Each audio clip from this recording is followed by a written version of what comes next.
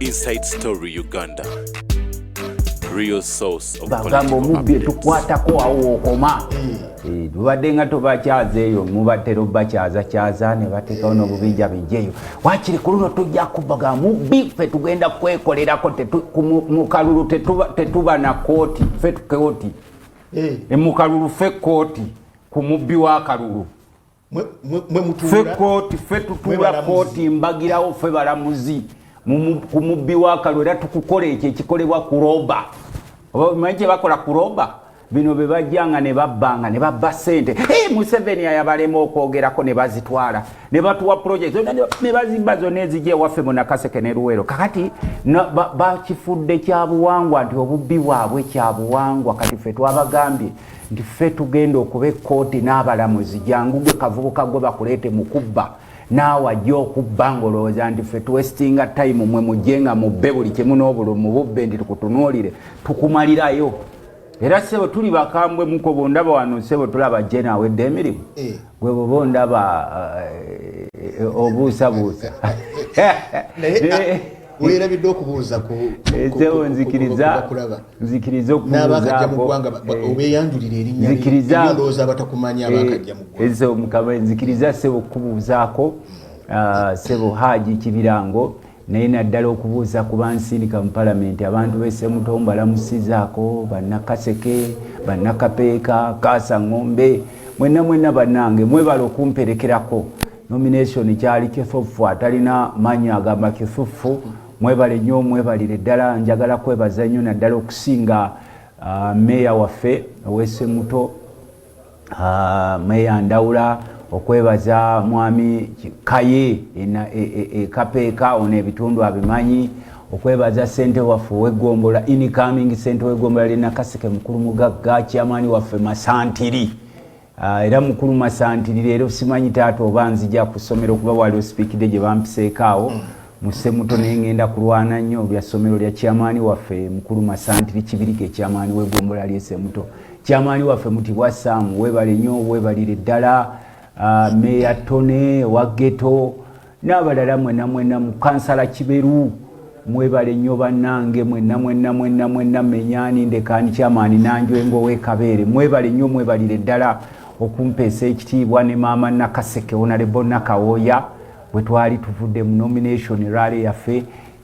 gye twakubanga twetoolodde. Era tusuubira okubaweereza obulungi nga mutuzizaayo nze nga munzizizaayo ng'omubaka wammwe wa palamenti ate ekisanja kyange kye kisembayo kya kusatu kubanga ne bwe tuba tukkiriza nnyo mu kusatu 3 kati saagala goyinga beyond mumpe ekisanja kyange ekyokusatu ekisembayo waliwo bannaffe abatera okuŋŋamba omunnabyabufuzi teyeewa time. Munnabyabufuzi bw'ateewa time atuuka ebiseera ensi ne mukalubirira. Waliwo omusajja mukulu gwe nalabye nga atudde mu nsiko bamutuuzizzaako awo mu nsiko ng'ebuuza kiki ekiddako. Tetujja kubanga obwana bw'omukyalo bwe bajja ku mabeere ne kaamuladi anti byebyo bye balimbalimba Museveni mbu aba taliwo Uganda ekoma mutaata Uganda ogirekerani kati kimusoberere anti naffe tubagamba Uganda bagisanga weera bajjagirekawo nange Nakaseke nagisanga sirina kubafiirako mbafiireko abalonzi banemeddeko nedda sebo ate kati bannabyabufuzi abayaaye ennaku zino bakaaba nnyo service tolina kwekaka okuweereza service. You ask for the voters nti bannange nkomyewo nze omwana wamwe Luttamaguzi Semakula mumpe ekisanja kyange ekyokusatu mbasiibule nkole ebirala tekitegeeza nti nziruseeyo mu kitundu nze omu ku babaka abalina ennyumba zaabwe mu constituency amwe fama era buli kaseera ffe tuba tukaaba tugire tukole kino so nolwekyo mbasaba mbeebaza nnyo abatwerekerako abateekamu emmotoka abavubuka ba bodaboda mbeebaza nnyo sina kyakubasasula kubanga enkumi n'enkumi za boda ozisasuza eki kiba kitegeeza petrol station zonna mba nina okuzijjamu amafuta. Mbeebaza nnyo ababodaboda b'e Nakaseke ab'Ekapeeka ab'Essemuto ab'Ekaasa Ng'ombe mwenna abaatuwerekerako ne mutuweesa ekitiibwa nga ffenna tulwanirira akabonero kaffe akambuleera. Mbadde omukulu ono aludde okunkyazaako naye nga tubeerayo sebo tubagoberera tubeebaza. Njagala kusaba nnyo abavubuka baffe okwongera okukola.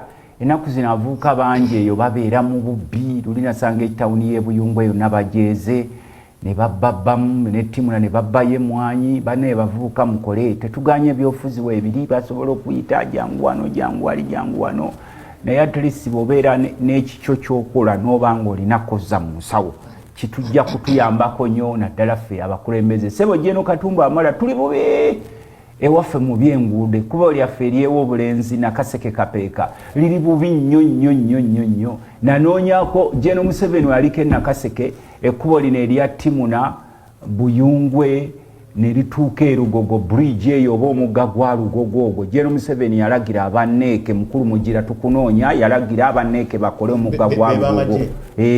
Ate nze mu palamenti mbawagira nnyo naddala mbadde ku finance committee okwo nga buli kamu akajja sikalwanyisa era akamagye because these soldiers do a lot of great work for this country.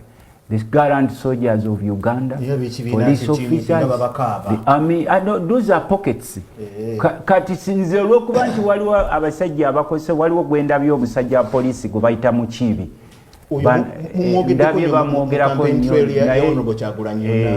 naye tekitegeeza nti every police officer behaves like them akuba. Naye kyebo bajja kukwata gwe bano bajja kudduka genda obuze Museveni basebirumbi bwe baali badduka bagundi bobote nga badduka baleka basebirumbi abantu babakolako. You have a family to protect. Mwe mwonoonye nnyo n'ekifaananyi kya gallant officers, army officers oba policemen oba prison officers. Weewaawo ffe nga ababaka ba palamenti buvunaanyizibwa bwaffe okubalwanirira naye nammwe mulwanirire eggwanga. Regimu gy'olwanirira y'oli kapere gwe tusobola na kufuluma ggwanga. They have passports every day. How provocation ngaki kubanga kyensooka okwebaza foot soldiers BNUP bali highly disciplined. Even at times of provocation very straining okuzaayo kuba kati abo babuuza ekikubisa omwana omutomera okola kule fujjo eryo erigimu gy'olaba egenda. Where are you going to stay mukulu Mukiibi mwabatwerimbikamu ne mwetuuma amanya gaffe naddala wano mu Buganda. Omanyi obusajja abo botera okulaalinga buno obuvuukavuuka Buganda ogenda okulaba nga bwerimbika nga bulina mannya. Kakati gwe weetuuma erinnya lyaffe wano mu Buganda. Omwana gw'ojja okijjanya mwana waffe wa Buganda alinako ne maaka yaffe wano agirina eyaffe ya Buganda gw'ojja weerimbika mu mannya gaffe ge mwetuumamu. Si mwe bajja abasinga nga you are refugees here you named yourself Kiganda names. Kati we bajja abasijja Abaganda obalabe bakijjanya Muganda munnaabwe ne babakuba obukundi obo butukoze bubi nnyo butunze ebintu bya Buganda byonna ebitulaga gyeva byonna bwe busaanyizaawo. Bulina obukutukutu ku social media obubalwanirira nosanga nga Buganda is in total suffocation. So twagala kubasaba gallant officers, army officers, gallant police officers, we stand for you. Era nze omu ku advocates bamwe mu parliament twalwana okubanga babongeza omusala yadde regimu yagubba simwe bagutwala mu campaign ne tulwanira kati kye tulwana. Nze ndi shadow minister w'ebyettaka amayumba n'enkulaakulana y'ebibuga. Bakama bamwe bajja bagamba ngenda n'ennawuna abasirikale we basula. Soldiers deserve better housings. Nosanga basula mu biyumbayumba waliwo wali ebukoto oba wali oyiseewo ko n'olaba ebiyumbayumba basulamu ng'ebyembaatabaata. Bw'osula mu kiyumba ky'embaata okuba Munnayuganda omukubako ki? You also need liberation.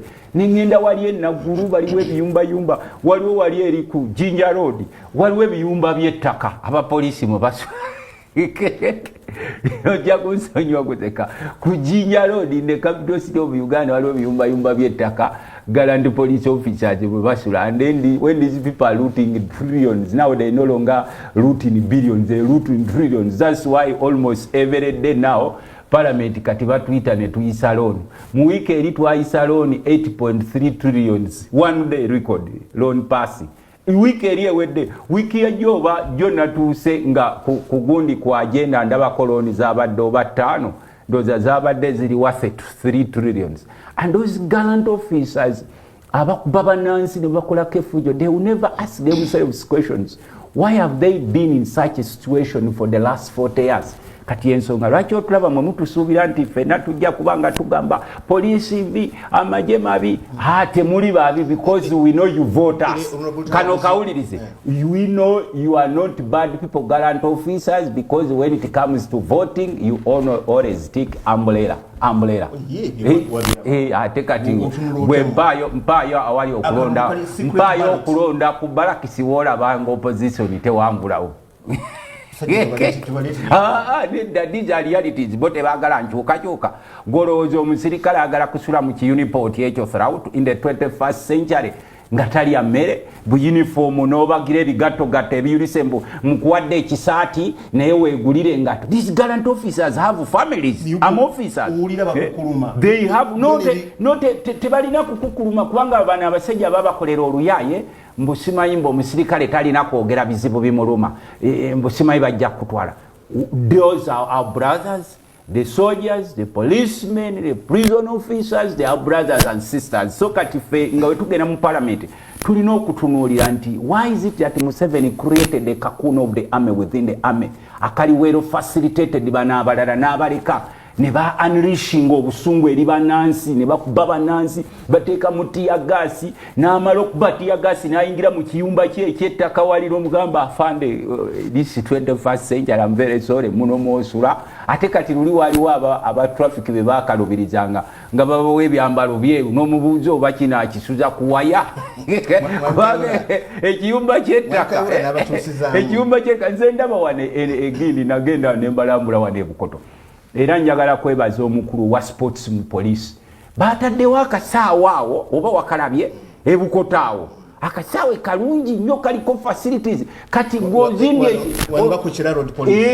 ozimbye ekisaawe kya gallant police officers to do exercise and what naye ate we basula kati otaddewo ekisaawe we bakyambe naye we basula walinga wambaata please negwe akulira sports njagala kwebaza I salute you.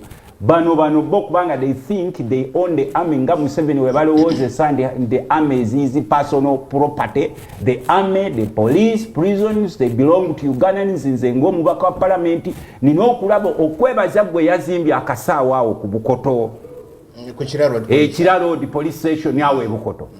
Naye bana abajja okusamba ekikyawo ate ebiyumba basula mu biringa mu byambaata bitoyitoyi bye bafuula amaka gaabwe. Please ni wakubadde mwagala okulaga nnyo nti you are so primitive, you come from very far away. When you come to Kampala, think about these institutions, they do a lot for this country. Katugenda mu kulonda, everyone will be yearning for protection of the police, the army.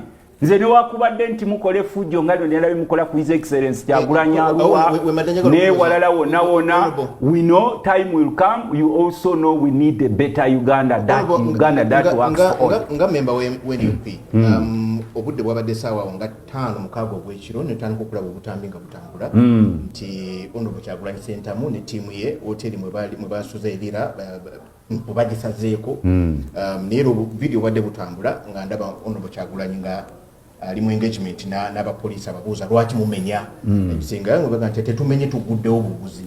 Of course n'obuzu babadde balina ebisumulunya bwe nga ali mu NUP owuliddeko kiki ekyabaddeyo ezo issue byonna nabyadde mbigoberera issues zijja kubeera kubanga kati ebiro bye tulimu si bya bulijjo. Abasajja badde mu buyinza in comfort for the last 40 years. They take the wealth of the country as they wish. They kill whoever they think should be killed. They kidnap whoever they think deserves to be kidnapped. They have grabbed lands everywhere in Uganda, everywhere. Kakati bwe mubeeranga gwe the last 40 years nga muri mu politics of comfort. You think you own Uganda, you are running it like a private property. Emirimu mwagegabanya mwagisakolingako gyonna gyammwe emisava. Mwe promotinga mu majene police nosanga gallant officer service for the last 20 years nenga tebampromotinga ne bajja akavubuka eyo mu kiralo kyente enkeera ne bakawe ebifo byonna ne bakawe very privilege. Kakati sinafuya this is our country. Uganda has never been a property of individuals in Uganda yaffe and these people will go. Kiringa waliwo obuvubuka wano obutera okugamba bwe twogera ku nsonga za Buganda. Waliwo obuvubuka bwefuula mu boye Buganda. Akamu nakajja babusasulwa kuno ku social media ne kagulawo Facebook accounts nga 3. nekabuuza akamu nti ani yakugamba nti gwe Buganda nti bwoba ofudde Buganda yegwe nekagwa ani yakugamba nti gwe Buganda kakati gwe mwe mbagenda ne babalowoozesa nti bwe twogera ku nsonga zino nti waliwo abantu abeefuula nti bo ye Uganda belongs to all of us era kyova olaba ffe abakyalinamu ku magezi ne bwensanga omwana oyo ow'omu kibuga oyo atunda obutambaala atunda emicungwa ku kkubo atunda bino bolokoli I respect them kasita babanga they are busy working for better Uganda kakati mu budde buno bwe tulabanga waliwo abantu abeeyisa abombo ogenda okuba Ekyagulanyi owamba abaana b'NUP mu blocking amakubo and I think you have seen what is happening in Cameroon ebiri Cameroon mwe bibasanyusa wa Paul Biya omusajja omu yalowooza n'akakundi ke nti bo be ba Cameroon be balina okutwala buli kyabugagga nga boolaba bano. The other day I was very surprised when Museveni we agenda ene Busia okugulawo gold deposit esinga obunene mu nsi yonna kubanga gold deposit ye Busia tali ng'ono gold omulalo w'e Kasanda gwe basimaasima your rocks they are worth trillions of dollars. But none of the residents of Busia accompanied Museveni, including their members of parliament, LC5 chairpersons. Museveni aveno n'agenda n'Abachina n'agamba mbawadde wano kakati twagenzo kizuula golodi we Busia government yamuguziza Abachina privately by 95%. Ebyo bijjo Kanti kamwe muba mutulonga mwebase. Museveni yagenze privately nga atongoza kusima golodi we Busia omukolo ne ku TV gwabadde anti walabyeyo omuntu we Busia oba MP waayo oba LC5 kuteddeyo million 5 ababadde bakunganye bonna sibaayo batwala Abachina bwe bakizudde nti golodi ono ali worth more than 25 trillion US dollars kuba America bakugamba nti ne bwokwata ku golodi zino rocks because they are rocks of gold Busia ezikirira they can transform Uganda and becomes like a Dubai okitegedde kati wano bakitegedde omukulu n'agenda n'amuguza Abachina 95% n'amuba so as parliament we need akachoko ka natural resources committee what can it do ntulako what can it do nkatulako what can it do as a shadow minister nkatulako what can it do parliament what can it do the parliament which can chase even banamawulire ng'okimanyi nti munnamawulire alinga endabirwamu ekulaga engalabiyo nekwengalabiyo bweti Luttamaguzi kati nze bakuba endabirwamu wakyo ndagabo nti bawuza obadde ki I have to accept it's not all about parliament, it's about Uganda. There is a group of people abatuto bugagga bw'eggwanga bonna and you clap for them because you fear they will kill you, they will kidnap you. Kati ezo empiri tezijja kuggwa w'olaba nti no waliwo obubinja obujja ne butaba Nansi. They move on smooth and it becomes normal. Time will come and they have to account. If they are dead, their families will account for the people they kill. Listen to my words. Yeah. If these people are killing Ugandans or kidnapping Ugandans, even if they die today tomorrow, their families will account. Kubanga, if you do anything, you represent. Anti kati gwe lwaki ovuma obote. Lwaki ovuma abasajja be obote. Buli omu yali asula obote. Where is the violence? Kakati obukundi kundi obwo bwajja bubasakolinzeeko. Do you think abantu ababeere Cameroon they are happy now? Bonna bakituddemu ensi ekutta omuliro amakubo gonna bagwokyo wa banka takyagenda owokusomero takyagenda ow'ennimiro ye takyalina byatunda. But all happened a 92-year-old man abadde mu buyinza for more than 40 years. How many years? I think 42 years. Ngagamba yeye Cameroon agikutte n'obukundi bwabwe bano bonna abasajja boolaba abeefuula ab'ekitalo abawerekerwa obumundu ababakuba emiggo ne bawamba ettaka lyammwe eyo yonna mu byalo ne beddiza essente z'eggwanga zonna use the citizens ne mukkiriza nti mwe mulina kuba bwavu mbw'obwavu bwebwammwe mbu waliwo akabinja kalina okuba mu excessive luxuries. It will come to an end. And at the end of the day, waliwo kye bayita accountability. Mu parliament waliwo ze bayita accountability committees. Accountability committees ziba totally different from these other committees over foreign affairs. Era bwe bakugamba tukuyise mu accountability committee. what to expect? You expect to account. Ekyabadde erira kiri very unfortunate nti tulina bannaffe abali mu nsaako z'ebyokwerinda abakyakola ekyo ate nabo tetubanenya kubanga abo abali mu byokwerinda they do through orders. Mugende mu balumbe mu bakube mwaseyase endabirwamu woteri y'omusajja yonna bajasiza bababuuza muze waki mukole fujjo lino ku bannansi abebekwenda bagamba kiki anti kati bo bagamba bo tebalina ansa gye bawa bo bagamba abatumye kujja kukola fujjo okuba abantu abo they are scared. They're extremely scared. Yes. What you see as being abnormal, it is becoming normal in Uganda. The killings, the kidnappings, efujjero lyonna erikolebwako kakati gwabo babuuza kubanga oli omuntu gwe muzanyirako n'amala afuna obuzibu bwonna His Excellency Kyagulanyi Uganda eyinza okukumwako omuliro yonna.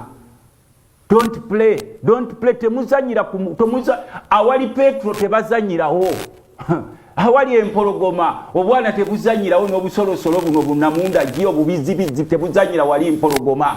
Please gwokimanyi gwe musajja gwo wa police abakole fujjo nti anything osobola okukola just a smaller mistake netuzayo for many years. Ffe ng'Abaganda kyetwalinga tusaba abantu baali batwaisolatinga nga batulowoozesa nti Baganda baffe ab'omu mambuka ga Uganda tetubaagala and most of them lwe babadde nga batulaba kubanga Museveni we yajja wano akozesezza nnyo kaadi ya divide and rule era kibadde kimukolera nnyo kati kibaluma nnyo okulaba to see a Muganda and a Mulango sitting together sharing a cup of coffee and sharing the agenda of our country. Kubanga Kyagulanyi si tagenda kuba president wa Buganda gwaleekaana naddala obubinja buno obwa Buganda amanyi obwefuula nti Baganda nnyo okusinga abalala ate gwe njagala kusomesa okimanyi nti gundi Akena mwana waffe wa Baganda mama wa Akena ye Kalule Miria Obote. Museveni bwe mutembeeta mu obubinja mwe kuba tumanyi obwo agent abo bubinja obwo agent bwe NRM bwe buli wano mu Buganda obugira wano olinawo gundi lineage gy'omulinako mu Buganda ono mwana waffe. We are not prisoners of bad history. We are here to reshape Uganda because the past cannot change us. It's the future we are making now. So kakati bwe tulaba naddala obukundi obwo babubeera n'obukundi obwo ku social media n'osanga akavubuka kamu kalina accounts nga 3 kaleekaanira okwo ne bakusasula era osanga ziriro anti kakati gwe nkugambye Kyagulanyi atukoledde ffe ekibadde kyatulema for the last since 1962. The late Paul Semwogerere bwe yajja nga yeesimbyewo owekitiibwa late Cecilia Ogwalu yamuyambako mu mambuka obubinja buno ebere bwa divide and rule naddala obulina Baganda ne butandika okugamba Semwogerere akomyawo Obote nga bukuba ebifaananyi by'Obote nga byagondi bya Cecilia Ogwalu nga aweese Obote ne Semwogerere ne bukola effujjo lingi nnyo feka kati Kyagulanyi is not going to be a president of Buganda. Kyagulanyi is going to be a president of Uganda, of which Lango is part of Uganda. Nga bwe bobeera mutwe gwe gukulowoozesa nti akalulu ke Lango tekamatalinga mbw akawano kamatalinga obululu bonna bulina ki equal weight. Era twakwebaziza nnyo ffe tetunaba kulaba ng'okyali mu treke watukomezaawo emmeme. We can now think as Ugandans. We know yes, Obote made mistakes, but every human being can make a mistake. We move on. Kubanga tebo otunuulira buno obubinja bingi obuleeta ebyafaayo mwe mumanya abawa Ssekabaka Muteesa obutwa yali Mulango eyawa Ssekabaka Muteesa obutwa yali Mulango gwe nkubuuza gwe osoma ebyafaayo kubanza obwo obubinja binjaffe abamu Abaganda ddala I am born in Muganda seetuma ng'obwo obubinja bolaba bulina amanya naye bw'onoonya heritage yaabo ogenda okulaba buli pressed since 1960s okusaanyawo Buganda. Bw'okimanyi nti ebifo byaffe byonna ebyenkiza ebiraga Buganda gyeva byonna bisaanyizibwawo. Ekirireetesi kibadde waffe mu Bulemeezi Ssemuto olusozi lubayita Buganda omunene nnyo wa gavumenti yalugula 3 billions ebintu bya Buganda byonna n'abijjawo olusozi lwe bayita Buganda oluli mu Bulemeezi waffe Semuto. Kakati njagala kubuulira tewali muntu alina kutegeera avumirira Kyagulanyi kye yakoze. Okitegedde sebo? Tewali Muganda ategeera avumirira Kyagulanyi kye yakoze. We have moved on. Tumanyi nti waliwo ensobi ezaakolebwa nga naffe boolaba twalina ensobi mu Bunyole eyo gy'owulira simanyi endayiga newawa naye tewali Munyola asobola kuyimirira wali era bwe tugenda e Bunyolo they say past is past kati tuzimba Uganda etugatta era twasanyuse nnyo ffe we twakulabye Kyagulanyi. Gwe nobeera ng'oli Muganda ng'ate agenda yamwe kuvumirira Muganda yesimbyewo. Ekiwe political mileage Kyagulanyi era ngo ne kendezaako ate ne Buganda gyava. Ate nze akugambye nze mbeera Busoga. Nakaseke. Nze ndi Muganda. Mbeera Nakaseke. Twamwebaziza okutugatta. What this regime has been riding on is divide and rule policy. Era kyovula badde bateekawo olukongo. Nona propaganda aliwo is highly sponsored for by the regime. Nkuganze ndi Muganda. Why should I hate someone because you are Langi?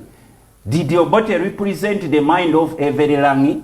Because the Langis are our brothers and sisters, more than some of these people who came as refugees in Uganda from neighboring countries and they gave themselves Chiganda names and they are here. And they are being used to destroy Buganda. Buli wetubaako wetutuuse kati genda olabe baba n'obukutu bwabwe obukuba Kyagulanyi on daily basis and they are sponsored by these people. So kakati nze I am very happy.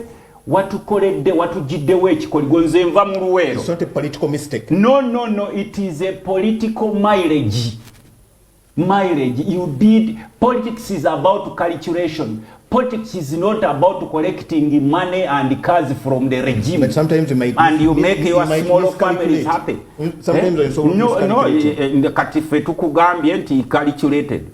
Why are you worried with Kyagulanyi going to the north? Gobolira family yo n'abanyumba yo nga bakugamba nti Omuganda tewali Muganda ng'ogyeko obubinja buno obwetuumya amanya gaffe ag'Ekiganda ne bwesonseka mu bifo ebyenjawulo. Tewali Muganda awalana mufu.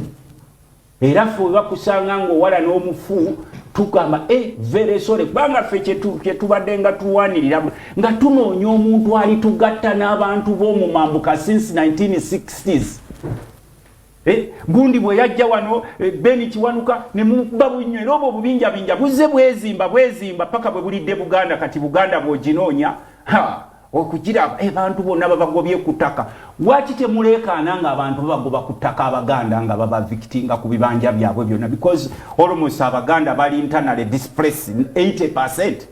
Kakati ffe bwe tukulaba ng'Omuganda Kyagulanyi is going to be a president of Uganda. Not Buganda. Because as much as obulubwawa nabwetaaga n'obwomunorth abwetaaga. Why should I hate my brother from the north and then I purport to be in the interest of someone who came as a refugee in my country? Because some of these people who are using them came as refugees. Ne basettolinga wano ne bayingira mu culture yaffe ne beetuuma amanya ne bayingira ebikakati buli kika kya Buganda kirimu ensowole and they are very powerful and they are made powerful by the regime. Kakati n'olwekyo ffe tukwebaza ffe Abaganda. Nze ndi Muganda kubanga obukundi buno bubadde bwo bagamba Abaganda baggwawo botera okuwulira ate wakyali Muganda. Nze ndi musajja Muganda. Nkugambye kye wakoze kirungi nnyo. Ono akena mwana waffe ffe bakojjaabe. Bano be muwana bawasaayo Abaganda bameka. Bano be muwana babawo obusente mu kube Kyagulanyi ne muteekawo eno cover mayenga we know you are paying they are paying you.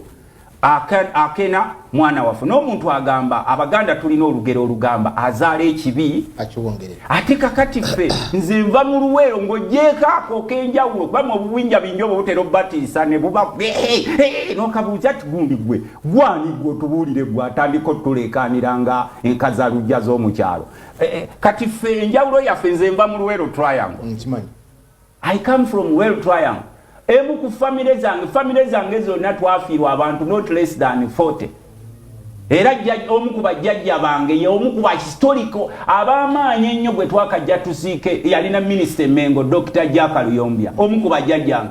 Naye bwe nze ava e Luweero tuli erijjudde obuwanga bw'abafu bungi bali batulimbalimba nti Obote yatta abantu na kino kimanye from the mouth of a member of parliament from Nakaseke. Obote never killed the people of Nakaseke. Do they believe you? Anti kati gwe kiwulize okuvanze gyendi kuba ebiseera ebiseera yakugira omusajja ayimirira n'agamba nti bayambalanga bitisati bya UPC badisigayizinge nga bamemba b'Obote ne batta abantu ewaffe ebuwero mwalimu kitaddeko inquiry ajaga nti eyo propaganda wamuwulirako omusajja oyo is a very big person in the regime as a fighter yagamba bayambalanga bitisati bya UPC nza kugamba nva luwero. I know governments wezibeerawo, there is no perfect government. Naye government the biggest hospital we have in Luwero Triangle was built by the late Milton Obote. Let me testify for you. Kubanga ebisinga mu twisting history just for your personal gains. Ono mukuru nga chaza riding lako divide them, we take over their property, we take over their wealth, we occupy everything kati Gambia. Nti a biggest hospital we have in the region of what we call Greater Luwero, which includes Nakaseke, Nakasongola, and Luwero is called Nakaseke General Hospital built by the late Milton Obote. Okiwulidde ekyo? Bino temusobola kubifuna kubanga obukutukutu obulalala obwo tebusobola kubyogerako kubanga they are now indirect regime agents. Kakati olwaleero mwami Kyagulanyi pesa yanyize tu webale nnyo wakoledde ddala pesa from 1960s tubadde nga tunoonya omuganda asobola okugatta Uganda. Naye abamulabula nti yakutte wabi mpaayo omu kwaba abamulabula nkugambe nti oyo amulabula Uganda linnya tabeerangako muganda mundage nze nkugambe kuba ebiseera ebisinga ekituse olunsonyisonyi oba baluyita batya mu luzungu olunsonyisonyi fe we are very open nkugambe nva mu Luwero Triangle ekyobugagga kye tulina mu Nakaseke mu Luwero yeddwaliro Obote de yatulekera gwe twavuma gwe twakuba kubanga abasajja bano from 1960s bazze balina ebibalo byabe babala ne batwala line ne batugobako ab'omu mambuka ne batuteekawo nnyo egundi etwawulako kakati tugenze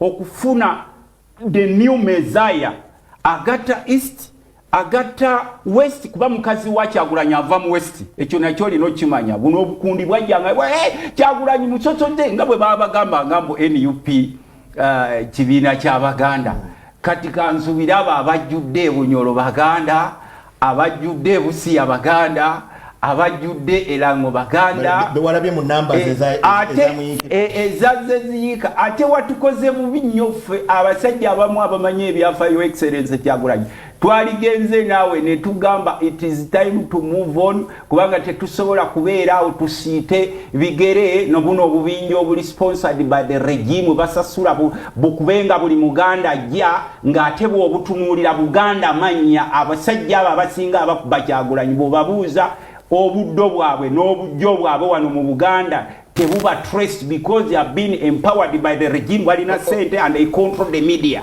era tukwebaza nnyo otugyeko ekkonda ku mutima where every time we move in the north some of those people would think that every Muganda hates people from the north.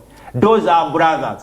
We are only separated by colonial boundaries. Whatever happens to Elangi happens to a Muganda, happens to a Mucholi, happens to a Musoga, it has happened to a Ugandan. Kakati tuweta agabana fe Kyagulanyi nga bweyataddewo new chapter. Let's move on and forget. A group y'abanyampi eyo tegenda kugwawo yebaddewo from 1960s. Gokimanyi Mutesa bwe yali yadduka yekka. Njagala mbulireko ku numbers. Enamba eriwa. Numbers. Mwai Museveni mbadde mulowooza nti akooye. Naye omuntu amukuŋŋaanirako buli gy'agenza okukuba akalulu okunoonya akalulu biralamu kakati gwe kyogamba nti oli scared n'enamba ekuŋŋaanira ku Mwai Museveni nti yakulaze ndi yawangudde. No, it does. Sometimes it does. Sometimes it doesn't. Sometimes it does, sometimes it doesn't. Kati nkwekyo okulabirako bw'ogenda okulaba omupiira mu kisaawe home team neba n'abantu bangi kitegeeza nti it has automatically won. No nera ganti anti kati ugambe ani atalina abawagizi kubanga race eri between two people. His Excellency Kyagulanyi Ssentamu and General Museveni. The race is between the two. At a number, when number speaks, and yet a number. Kubango na asomba na asasuria no sasua Museveni spends almost on daily basis more than 400 millions on his campaign just to pay people who are coming to his rallies. Ne bajjayo obwana ku masomero, ne bajjayo abasibe bonna ne babambaza. Ndaba waliwe utegereza lwaki General Museveni wabeera waba prisoni. Waliwe muzija waji Mwami Museveni wakubalale wabeera wa atiganga abapulisoni abangi baba bakola ki mukulu wabakubyera reinforcing security n'abasibe babaleeta nibagamba mubeera bati nabo ebisaati byabwe byakyemu kugambye tandika okunotifyinga. Why is it that every place wherever Museveni does his rally, there are always prison warders there?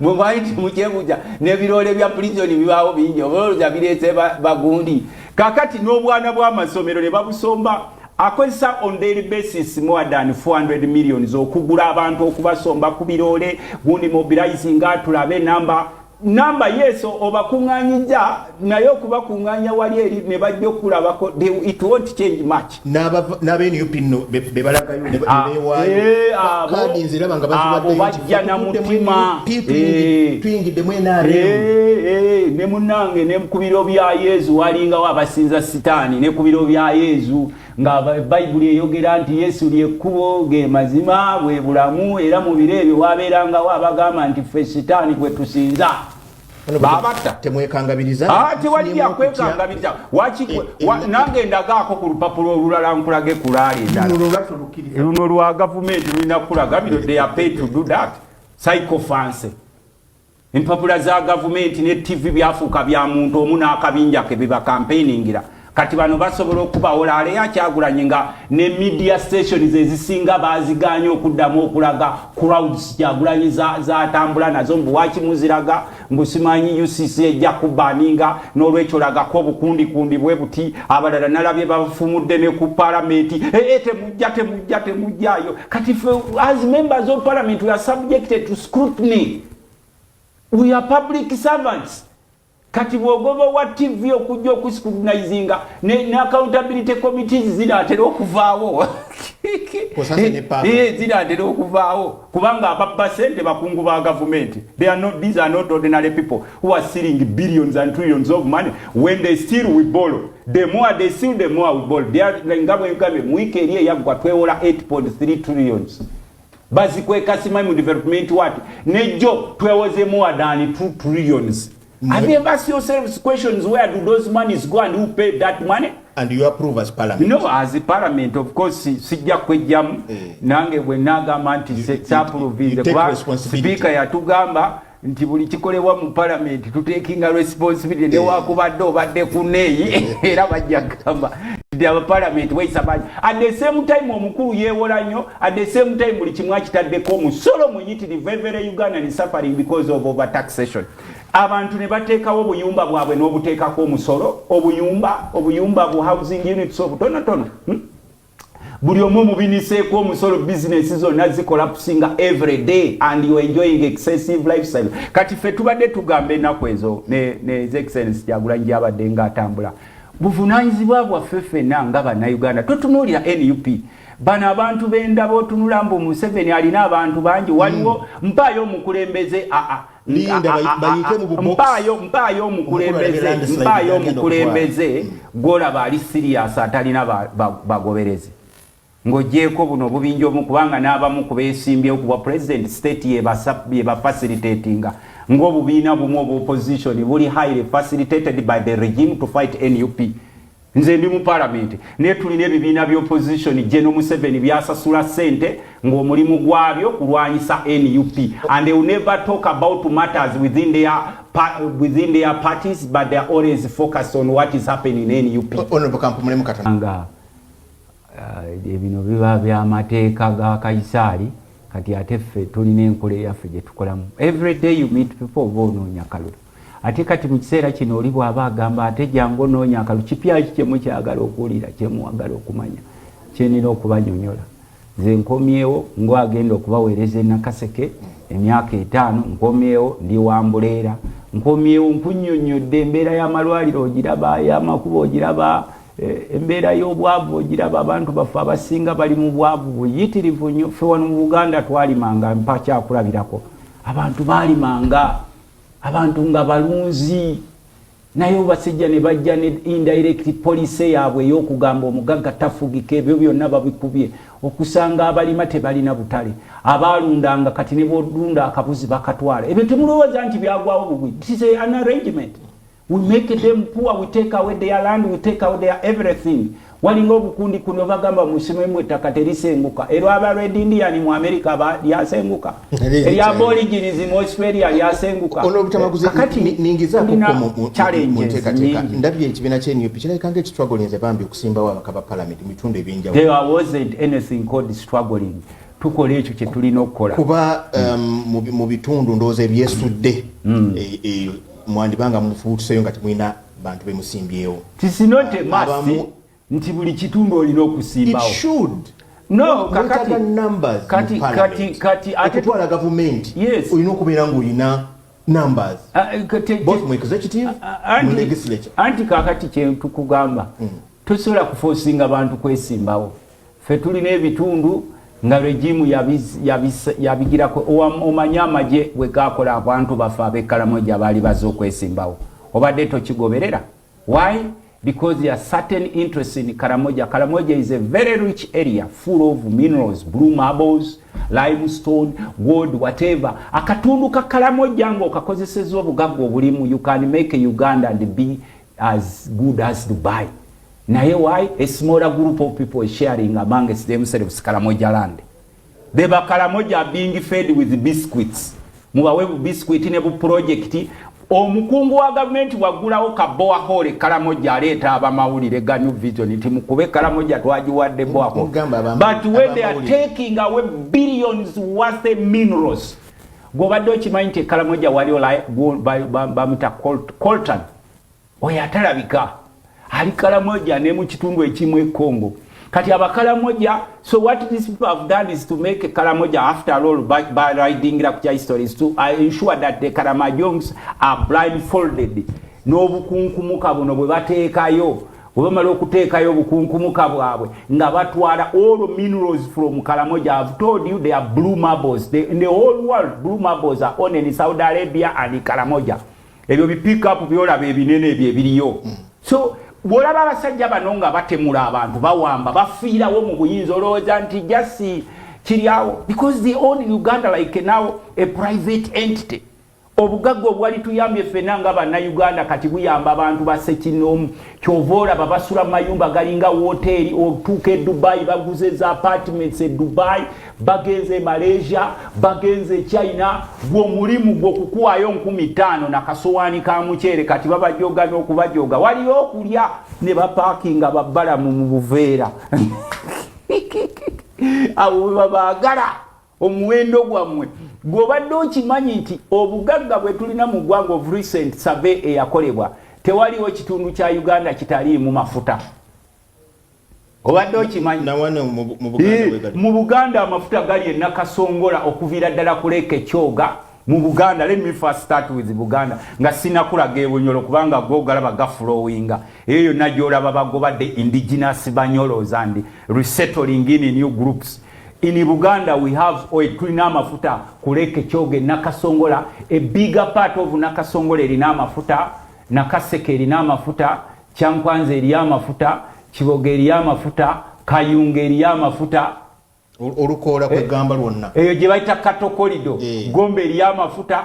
That's why the indigenous people of those areas are being evicted either by force or using money. Kati mwebyo ebitundu NUP yasimbyewo gye bali it's not about NUP, it's about Ugandans. What do you want?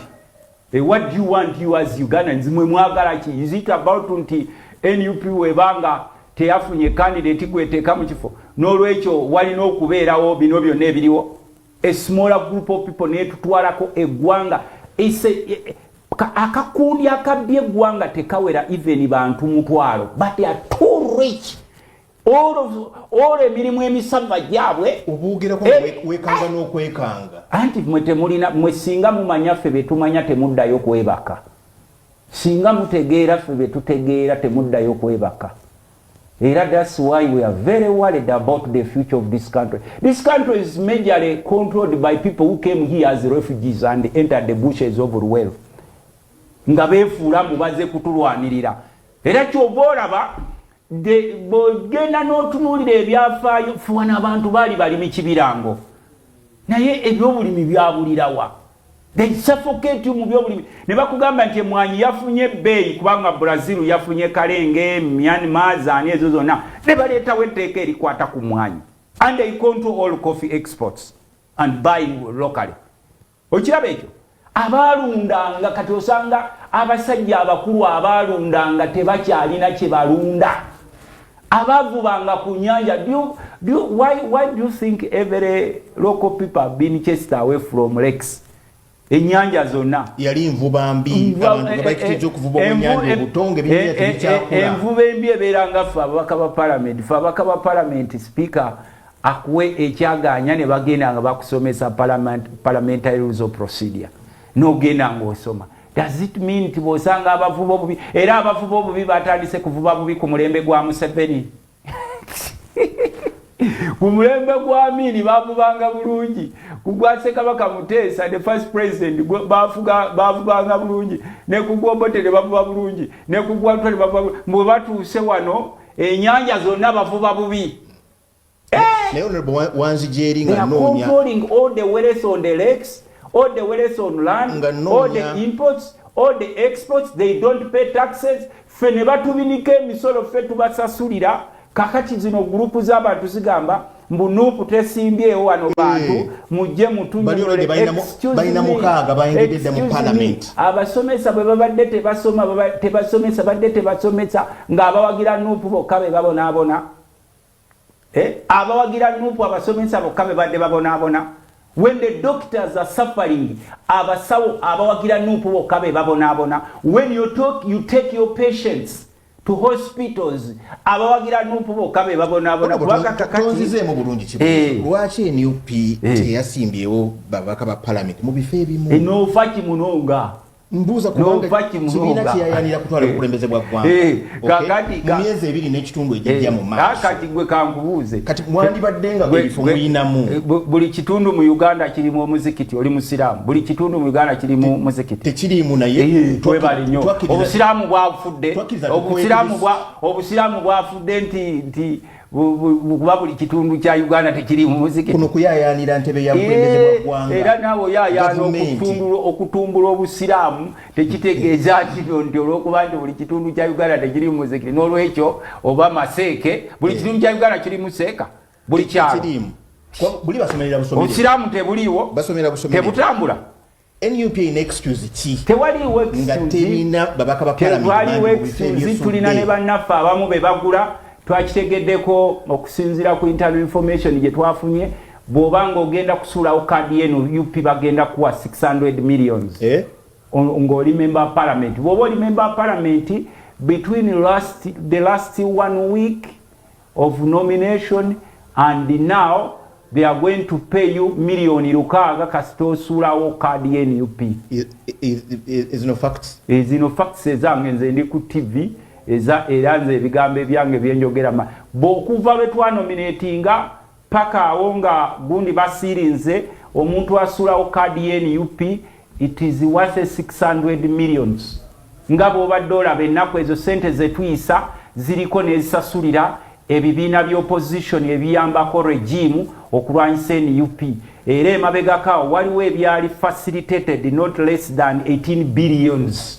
Honorable, this is very interesting information. Gwolowooza buli gwolaba mu opposition alina ekibiina nti najja kugoba Museveni. Some are very happy with the status quo and they are highly indirectly paid by the regime of recent emabegako awo ebibiina by'opposition regime yabiwa not less than 18 billion zina ddala bino ebyatonderwawo okulwanyisa NUP ne bamemba ne babawa kasente abali waggulu. Kati obwino tosobola kumutegeera kubanga gwe toli wawiso. Owawiso mumanyi underground intelligence security officer. Civil information is classified information. Anti kati fe nze ndi mu political circle. Ngabwe nakugambye nti ebibiina kati ebisinga byowalaba ebyateekebwawo nga ne bakandidate abamubola babali si buli candidate golaba yesimbye okuba president nti yeereeta era eriyo ne gwobuuza nti onajja wa sente zimutambuza. The state is sponsoring them. Teekawo confusion democracy. Tekisoboka anti kati state ejjeekuwaako mutendera nenoonya impact. Gwe kikulu otaddewo ekiraga nti mu Uganda waliwo democracy, waliwo bangi abeesimbyewo. Okitegedde sebo? So bakuwako bitundu tu. Bajja bakuwako. Fe tuli eri munda tubalaba n'oyo bamuwaddeyo leero bamwongeddeyo 18 billions. Era olaba awo excitement in the spending and whatever. Waliwo ne gwolaba noga nti ono tasobola adde kwesimbawo kwesponsoringa ku bwa kansala. Naye mulaba ali ku bwa kukya president amafuta agajjawa. Timu enajjawa sente zigisasulira akola mulimu ki? Mbayo mamemba baba subscribe. Ebibumbi 18. Ebibumbi 18 obuweebwa ebibiina by'opposition ebiyambako mu 7 okulwanyisa NUP. Ate olukaga obukadde nti suula kadi ya NUP. Bw'oba ogenda kusuulawo kadi ya NUP since the time of nomination you are entitled to 600 millions. Ero ojja kubalaba gundi yakitaddemu, gundi yakitaddemu, gundi yakitaddemu. Zezo sente zammwe. Mwe temusobola kuzigira kubanga abantu abasinga wano bali manyaffe bye tumanyi tebajja kuddayo kwebaka. Naye kati abantu abalina kadi za NUP are they as weak as just 600 million? No, it's not about being weak. Buy them. Kubanga you have no option. Nga mu kyalo kati babagula 15,000, 12,000 babawe mmere. Mujja kulya n'olaba evvubuka bwe litambula mayiro 8 lirye ku muceere ogutaliimu nnyama n'olaba oli balamu yategese gwolooza lwaki mwami Museveni kankwe kyakulabirako kubanga yali ni kyaki waba n'akuba laale basoosaawo bidongo kitegerekeka kitegerekeka ku ebidongo bikwataganira wa ebidongo bikwataganira wa nedda waliwo ebidongo eby'abazzi n'abayimbi ne beekonga ku kyo balaba abayimbi kyokuva ku byemupira abayimbi bakwataganira wa ne pulezidenti nga yeesimbyewo gy'agenze kukyamula ku bantu kati onjamulako biki ne ku stage z'amwami Kyagulanyi je munakoma okukyamuukirira je mujja okugenda omusajja afuze eggwanga buli kamu kagenze akali aka Uganda. N'olwekyo sebo namaliza mu dakiika eno sebo mukama wange gwegenda weebuuze gwe nga ow'amawulire nti abayimbi bw'abanga head of state azze sokolekani omusebo Luttamaguzi kansooke nakunyigidde naye ate ne mmala nenkusonyiwa kuba ggwe wange.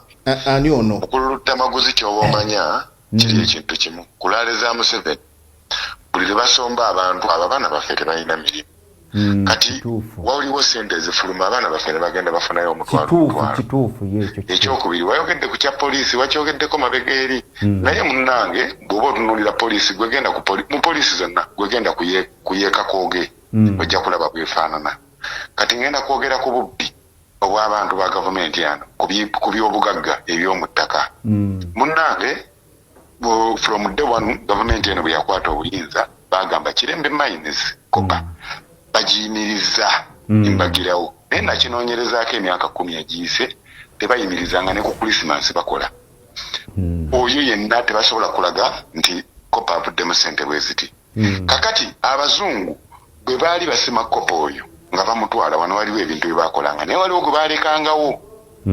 balekangawo yali mabega wa Cairo International eyo warehouse ya gavumenti we yali bamukukusa ne bamuyisa TZ ne bamuzza e Rwanda tebakoma ku ekyo ne bagamba nti bagenda kukyusa emiti gy'amasannyalaze gikadde ne waya ne bazinona kubanga zonna zaali za kopa bwe baamala okukyusa emiti gy'amasannyalaze gyonna kopa tebamuzzaako baleeta waya eza aluminium ng'erimu waya emu eya adsteel tesobola kuwanirira amasannyalaze kyekimu ebyo mubinoonyerezeeko okwekuteesa kwange bayi akugoberedde nno ono ate alina n'ebyafaayo bingi by'alina ebyafaayo mbiwulidde emabegaawo naye agati abaana mubaleke bagende bali ku mutwalo kati omutwalo kati tunene kono Kibiranga wanjisebo webale tuweereza webale okulaba munnange sebo nze musajja wa DP mpoza yesebo ndi mu kibuga Jjinja ono yali munna DP munnammwe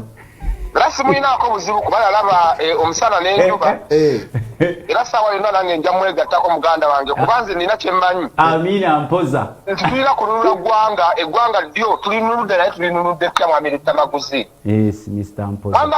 mwami Luttamaguzi ensonga azogedde naye nze kyenjagala okukakasa abamemba ba palamenti n'eggwanga nga bwe litulaba buno okulwanira obufoofofu mbuguli tebamuwadde kaadi tekina makulu bwe batuwakwadde kaadi ng'oli wa nuupu jangu tulabe nga tununula eggwanga kuba tunoonya ntebe ennene tugifunye tutya entebe ennene gye twagala kuba kankubulira amazima Uganda President Museveni alina nga gyagamba nti yageeguza kati gobodde eri ne mugandibwa okulwanira obufo mbuze kuli tebampadde kaadi ali bampadde kaadi tunoonya kulaba nga tukwata eggwanga tuli kutekka mwami Kibirango era namwe bannamawulire mwami Kibirango mulina twegattako kuba nammwe ekituufu mukiraba lwakuba mbeerawo mu studio munnange mubikirirako naye nga ekituufu mukiraba kuba nammwe muli bubi kuba nammwe mwagala okubeerako mu Uganda empya musasulwe emisaala egiwera buli muntu asobole okujjanga mu studio ng'asobola okugamba kyayogera nga maliriza mwami Luttamaguzi nkubuuzayo ekibuuzo sebo nga bw'olaba ebifa mu ggwanga President Museveni buli kintu kyonna ekintu kyonna kifudde kikye mwami Kyagulanyi bw'ajja mu ntebe buli muntu yenna agenda kuddizibwa ekintu kye tulabe kuba mubutuufu ettaka balitutte amafuta Museveni agamba gage buli kimu kikye kugendako atya okununula eggwanga nze musajja